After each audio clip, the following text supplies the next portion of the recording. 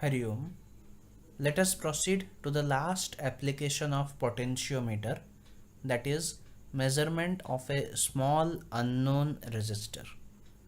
The circuit diagram is shown. Here we have to use a known resistor, that is whose value we already know. Let us denote that by the letter R, and we will use a material whose resistance we have to find out. Let that be S. This is nearly or somewhat exactly same as that of a meter bridge. A jockey is given to us which is connected to a galvanometer, and it forms the midway of the circuit. So we will move the jockey from A to B. First we will keep it at A and we will note down the direction of deflection of the galvanometer needle.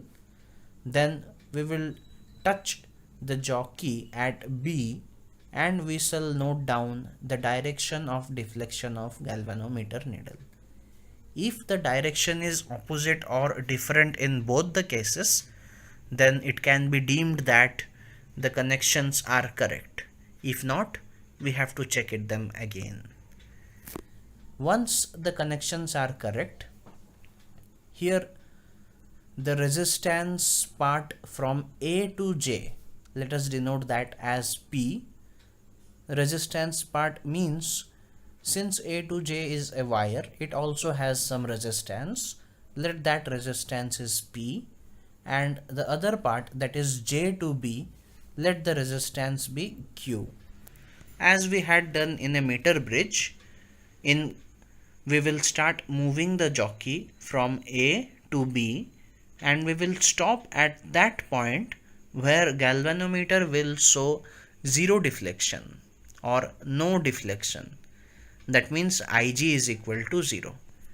And as we know that if Ig is equal to 0, that means we have reached the balance point. And at balanced point, the ratio P by Q should be equal to that of R by S. That is our main part here. So P by Q should be equal to R by S. But as we know that resistors are directly proportional to length, so P is equal to K times its length, that is L, and Q is equal to K times its length, that is 100 minus L centimeter. I have assumed here that the wire of potentiometer, that is A to B, is 100 centimeter. If it's different, then no worry. You can just substitute the value of length of AB instead of 100.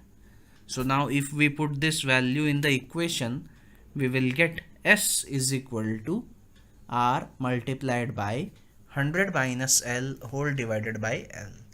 This is the expression for the measurement of unknown resistance using potentiometer. Alright, so let's stop here today. We will proceed to the next part in the next video.